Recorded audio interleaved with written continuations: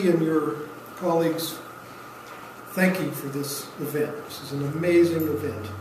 I'm quite pleased with what you have accomplished.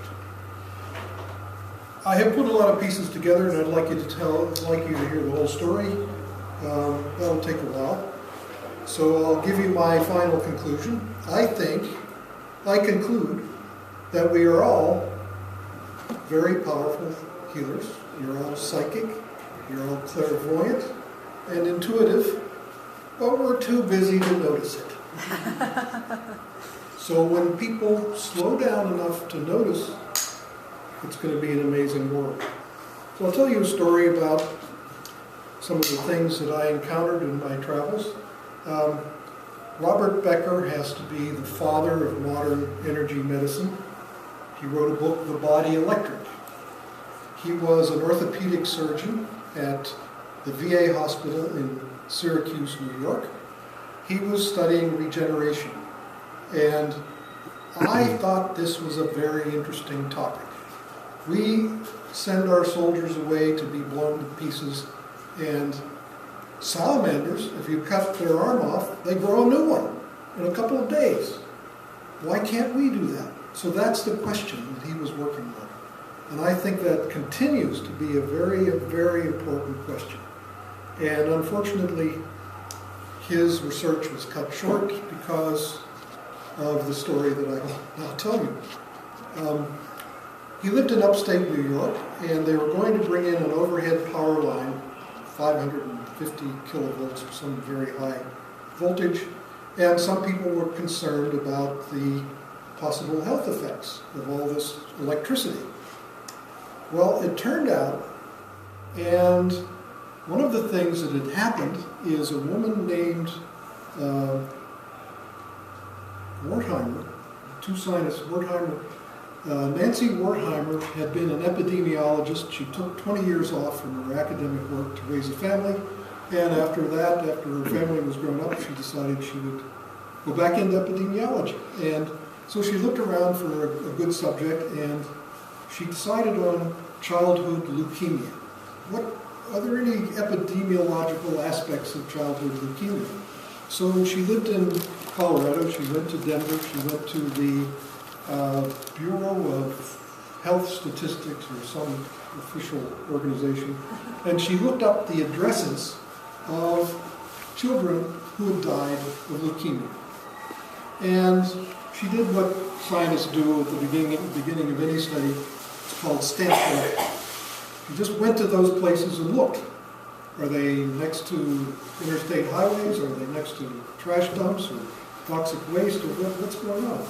And she looked and couldn't see anything especially going on. One day she was standing outside of one of these homes, and a woman came up and, "What are you doing?" And so, "Well, I'm interested in childhood leukemia." And the woman said, "Well, the girl lived, that was her room up there, that's the window of her room. And right outside was a power transformer on the pole." And Nancy looked at that and thought, I wonder if that has anything to do with leukemia. So she started to study it.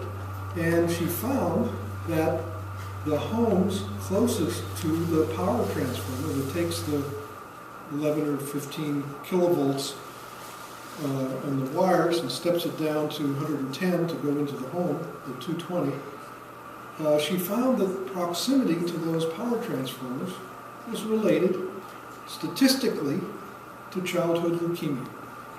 So when the New York, when it was called the Overhead Power Lines Project, when they gathered people together and they looked at the Wertheimer and Leeper study, and there was a very distinguished epidemiologist in the group, and he said, "It can't be.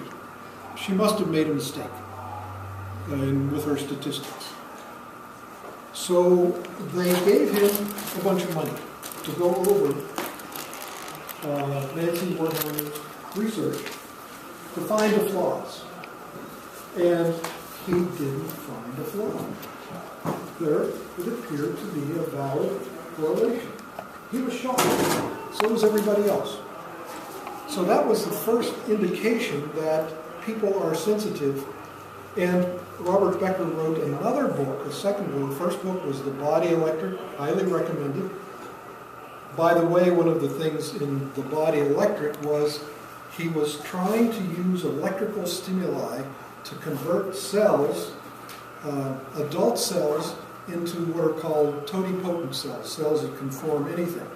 So if you need to regenerate a limb, you need to be able to produce all the different cells, muscles, nerves, bone, connective tissue. So you need to be able to produce all those cells.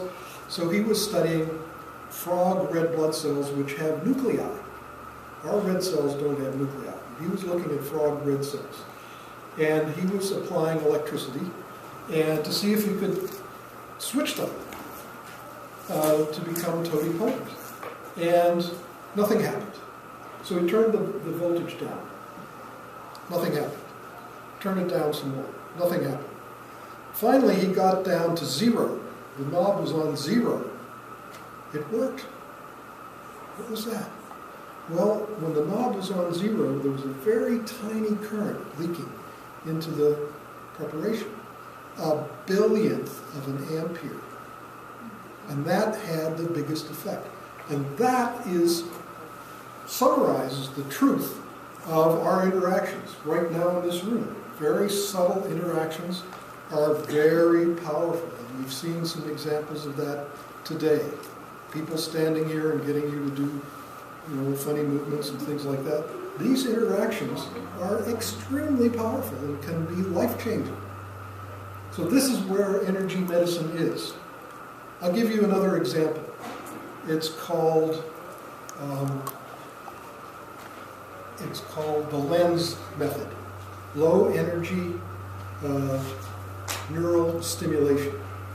And these people they record from the brain, electroencephalograms. This is a method that's been around. They say energy medicine is bunk because there's no evidence. Well, I'm sorry. There's a ton of evidence.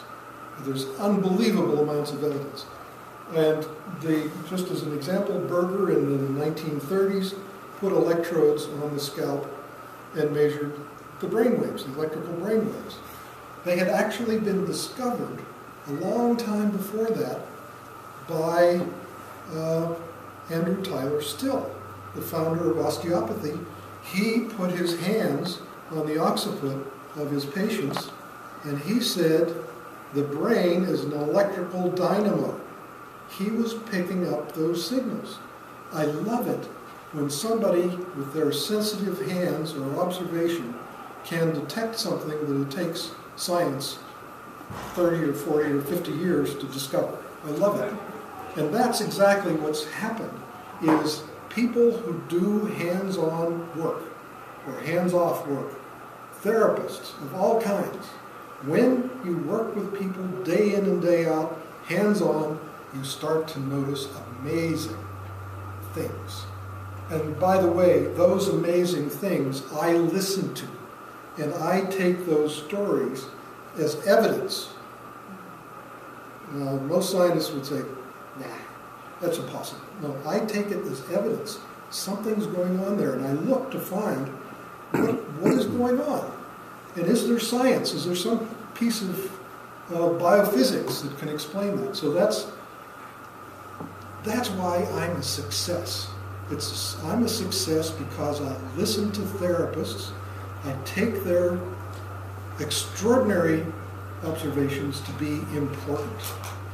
And then when I put the picture back together, it resonates with them because it's what they feel and see and sense. So that's why this whole enterprise has worked. So back to the story. Where was I? The lens. We're talking about the lens. Oh yes, the lens. Thank you. Low energy neural stimulation. So these people record from the brain, and they discovered that the machine that does recording is actually making some noise, electrical noise, and that noise travels down the wires and goes into the brain. So while they were recording, they were stimulating. Well, that's interesting. So they decided to take advantage of that. And so they created algorithms, computer algorithms. They can record from your brain and they can find out what parts of your brain aren't doing much. And then these algorithms feed signals back into your brain, down the same leads that were used to pick up the electricity. And amazing things happen. And they started to decrease the amount of energy they were putting in, decreased it, and they got down to a level of energy that absolutely can't possibly do anything, and that produced the biggest results. So that's the message. We are so ridiculously sensitive that amounts of energy that seem trivial can, and you see this all the time in alternative therapies. It doesn't look like the therapist is doing anything. It looks like nothing is happening, and huge things happen. Why? Because the body is very sensitive to everything. So they had the overhead power lines project. That was at the beginning. Robert Becker wrote a second book called Cross Currents, the miracles of energy medicine. He's talking about the potential of energy medicine, energetics in healing, and the perils of electrical pollution. So the double-edged sword, the sensitive disease or illness will respond to very subtle energetic input of a beneficial kind, and people can be very sensitive in a negative way. And right now we have a massive number of people, a very significant portion of the public is electromagnetically sensitive. Some of these people are really messed up, and physicians don't understand. Usually there are only a few physicians in the country, and if you know somebody who has these problems, you can be walking down the street and there's a big transformer buried under the sidewalk. You walk past it and you don't feel well. Are you like that? Yes. Yeah. And that seems mysterious. So there are physicians, a few, they're rare. They are often persecuted by their medical review boards because they practice something which is outside of the standard of practice, which is a big problem, by the way. Medicine cannot advance unless people try something new. You can't try something new because it's not in the standard practice. Oh dear, oh dear. Thank goodness we have Jim Turner to help these people. And he's, I bet, done a few of those.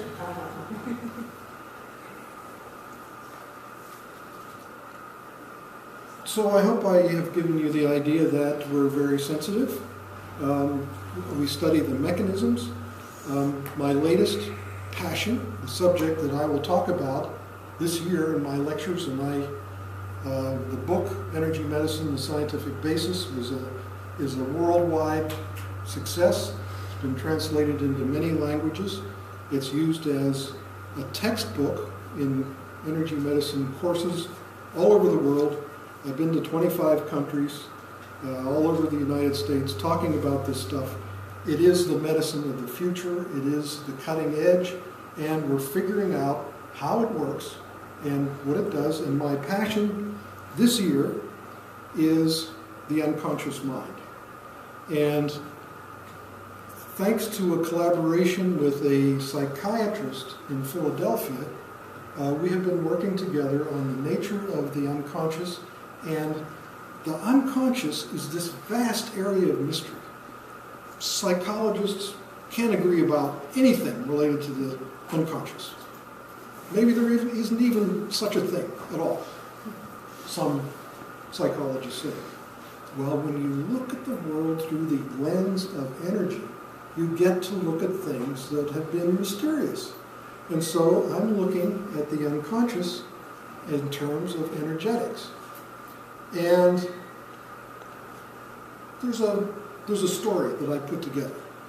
and it's called The Living Matrix. There's actually a film entitled The Living Matrix, and I've written extensively about it. And the basic discovery is that the cell is a matrix. And most of the diagrams of cells you see in textbooks, most of the medical textbooks, the beginning medical student is exposed to a drawing of a cell which is soup with organelles floating around like noodles. The cell isn't like that. So how can physicians do medical research on cell biology or physiology with the wrong model of the cell? The cell is full of a matrix. In fact, there isn't any room in there for any soup. It's just packed with fibers. And the fibers connect into the nucleus, in the DNA, and they connect across the cell surface. This was a major discovery. These are called integrins. They connect the inside of the cell with the outside of the cell, the connective tissue matrix or extracellular matrix that goes everywhere in the body. And when we use the word holistic, this is a great model because it is a system that goes everywhere in the body. Therapists know that when you touch the body, you touch the whole body. The pharmaceutical industry does not want people to know that someone can touch you and change your biochemistry. But you can. You can change biochemistry just through touch. In fact, you don't even have to touch. If you bring your hands near a person, or you can do it across the room, or, and this is really horrifying, from 1,000 miles away. And you will hear it stated that prayer and distant healing are bogus because there's no scientific basis for them. I'm sorry. There is a scientific basis for prayer and distant healing, and they work. And if you want to know the physics, I can tell you all about it. It takes us into the quantum realm. The quantum realm is a realm that has been with us for 100 years and has not really been applied very much to modern medicine. And when it is applied to modern medicine, amazing things are going to be revealed. And this is one of the difficulties with, and this is a part of my subject, is the regulatory situation with regard to the FDA. The FDA does not know how to evaluate these things. Physicians don't know how to evaluate these things. Physicians do not learn any physics in medical school, so when you talk to them about energy fields, they know you're from outer space. And you're not. Because energy fields are real, they're measurable, they're important, they're actually used in medicine. So you could be talking to a physician in the hospital and he will say, nah, that's all bunk. If there is an energy field around the body, it's too weak to do anything, so forget it. Not knowing that behind this door, there are physicians measuring the energy field of the heart from a distance away and using that information for diagnosis. So diagnosis of the energy field with the hands makes perfect sense and is, I think, actually one of our senses. We're supposed to have 5 senses. We have a lot more than 5 senses. Guy Murchie, who's written a wonderful book, M-U-R-C-H-I-E, look him up. His books are fantastic. He lists 32 senses, one of which, interestingly, is a spiritual sense. I like that. So quantum devices, low energy devices, there's this cutoff level in energy which is a regulatory thing. Energies below this amount can't possibly affect living systems. And those energy levels are completely wrong. Those statutory limits to what is good for you or bad for you, where the harmful. This is true of everywhere you look. Look at mercury levels in the water. It's okay to have a little mercury in the water. Sorry. And Jim can tell you all about that. amalgams. There are all these, if somebody tells you science has said the final word on amalgams or on mercury and inoculations and so on, you're about to hear, I'm sorry to say, something that is a little bit far-fetched. In fact, science doesn't really say the final word on anything. People have the idea that things can be proven. I'm sorry. We have never proven anything in science. I hope that doesn't rock your cart. But it's true that we can approximate the truth, but we never get there. We keep approaching it as best we can. There are many mysteries that lie ahead. The mystery that I'm working on now is, well, I'll just briefly summarize it. I went to Spain and gave some talks, and a friend came to me with his friend who had developed a device to protect us from the radiation in our environment. Cell phones, Wi-Fi, and all of that stuff. He did it in his dreams. This was entirely intuitive. They took this device and they took it to the University of Madrid. The scientists there studied it very carefully and found that it worked. It takes the signals from the environment and converts them into signals that are good for us, that bring our systems into balance. It worked, but it can't work. They don't understand. What's the scientific basis for that? Well, that's where I come in. Because I can make an explanation for anything. And if I'm lucky, someone will get mad and say you're crazy, and they will set out to prove that I'm wrong. And when that happens, one of three things will happen. They'll prove that I'm wrong, which is progress. That's how science is done. You have to do it that. You make a hypothesis, and you try to shoot it down. They may, to their horror, discover that I was right.